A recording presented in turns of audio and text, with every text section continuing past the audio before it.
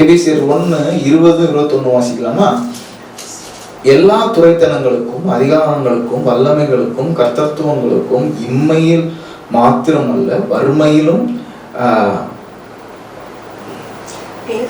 பெயர் பெற்றிருக்கும் எல்லா நாமத்திற்கும் மேலாய் அவர் உயர்ந்திருக்கத்தக்கதாக அவரை உன்னதங்களில் தம்முடைய வலது பார்சத்தில் உட்கார செய்து.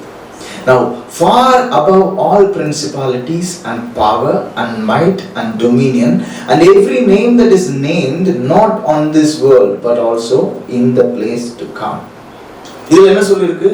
கிறிஸ்துவை எல்லா நாமத்துக்கும் மேல வானத்துல பூமியில பாதாளத்துல இருக்கிற பேரு வரப்போற பேரு எல்லா பேருக்கும் மேல என்ன பண்ணிருக்காரு? அவரை உன்னதத்துல உட்கார வச்சிருக்காரு. ஆமென்.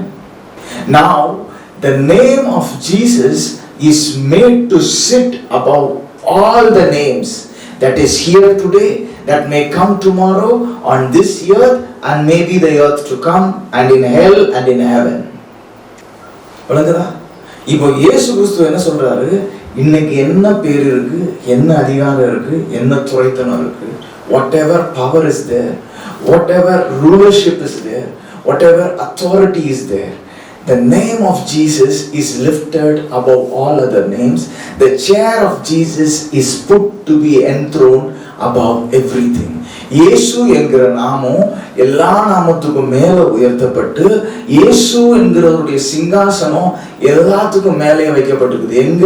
வானத்துல, பூமியில, பாதாளத்துல, இன்னைக்கு, நேத்து, நாளைக்கு, all the way through. ஆமென். இது எங்களுக்கு தெரியுமே அப்படிங்கிறீங்க. I can hear your mind voice. உங்க மனசுல இருக்க தெரியுது. ஆமா தெரியும். That's the problem. Listen to me carefully. கவனமா தயவு செஞ்சு கேளுங்க. See, when you go to an office, நீங்க ஒரு ஆபீஸ்க்கு போகும்போது there is someone sitting who has to sign your paper. உங்க பேப்பர்ல கையெழுத்து போடுறதுக்கு அங்க ஒருத்தர் உட்கார்ந்துக்கிறார். Okay, when you are going to an office, there is someone sitting and he should sign your paper, and you are in a place where you are expecting that man should be inclined towards you to sign your paper. நீங்க என்ன நிலைமையில இருக்கீங்க? அங்க உட்கார்ந்து இருக்கிறவன் என் பட்சமா கொஞ்சம் சாஞ்சு எனக்கு அந்த பேப்பர்ல கையெழுத்து போட்டு கொடுக்கணும். You are expecting. When you are going to a school, ஒரு ஸ்கூலுக்கு போறீங்க, my child should study, என் குழந்தை நல்லா படிக்கணும், என் பிள்ளைக்கு நல்ல ஒரு படிப்பு வேணும், இந்த ஸ்கூல்ல ஒரு அட்மிஷன் கிடைச்சா நல்லா இருக்கும். It will be wonderful if I get an admission in this school because my child wants to study and be better. And you are there under somebody, expecting someone to grant you a place for your child's future. உங்க பிள்ளையோட எதிர்காலத்துக்கு ஒரு வாய்ப்பு கொடுக்கும்படி யாரோ ஒருத்தர் ஏதோ ஒரு தயவு செய்யணும்னு அந்த இடத்துல வெயிட் பண்றீங்க. So as a person living in this body on this earth, you find yourself in need all the time. ஒரு இந்த பூமியில இந்த சரீரத்துக்குள்ள மனுஷங்கிற போர்வையில வாழக்கூடிய நீங்க உங்க வாழ்நாள் முழுக்கவும் அனுதினமும் ஒவ்வொரு இடத்துல யாரோ ஒருத்தர் கிட்ட ஏதோ ஒரு தயவு வேணும், யாரோ ஒருத்தர் ஏதோ ஒன்று எனக்கு செய்யணும் அப்படின்னு அன்றாட பாக்குறவங்களா இருக்கீங்க. You need favor. யார்கிட்ட தான் எனக்கு ஃபேவர் தேவையில்லை. From everybody you need favor. From the government you need favor. From the officials you need favor. உங்களுக்கு கவர்மெண்ட் கிட்ட இருந்து ஃபேவர் வேணும், அதிகாரிகள் கிட்ட இருந்து உங்களுக்கு ஃபேவர் வேணும். எஸ், சிலருக்கு வீடு தூக்குற அந்த வேலைக்காரமாட்டது கூட ஃபேவர் வேணும்.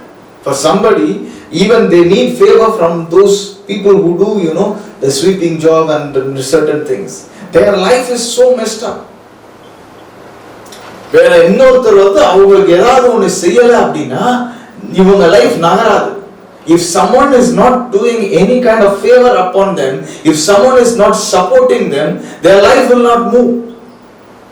That is how many Christians live, expecting the hands of other people. மற்றவங்களோட கையை எதிர்பார்த்தே வாழ்கிற வாழ்க்கை. How many of you can tell I am not looking at anybody's hands. எத்தனை பேர் எல்லாம் சொல்ல முடியும், இல்லை பிரதர் நான் யாருடைய கையும் நான் எதிர்பார்க்கல, யாரோட ஃபேவரும் நான் எதிர்பார்க்கல, யாரோட தயவும் எதிர்பார்த்து நான் நிற்கல? சொல்ல முடியுமா? Can you say? From wake up morning till dawn, every day or throughout the year, you need favor here or there or there or there or there or there or there. வருஷம் முழுக்க காலையிலிருந்து சாயங்காலம் வரைக்கும் ஒவ்வொரு நாளும் உங்களுக்கு ஏதாவது ஒரு இடத்துல இங்கே தயவு வேணும், அது நடந்துட்டா பரவாயில்ல, இது இன்னும் நடக்கல, இது நடந்துட்டா பரவாயில்ல, அது நடந்துட்டா பரவாயில்ல, இது நடந்துட்டா பரவாயில்ல, அது நடந்துட்டா பரவாயில்ல. But every day in the morning and night you will take the name Jesus and pray. ஆனா எல்லா நாளும் காலையில இந்த இயேசு அப்படிங்கிற பேரை எடுத்து என்ன பண்ணுவீங்க? ஜெபம் பண்ணுவீங்க.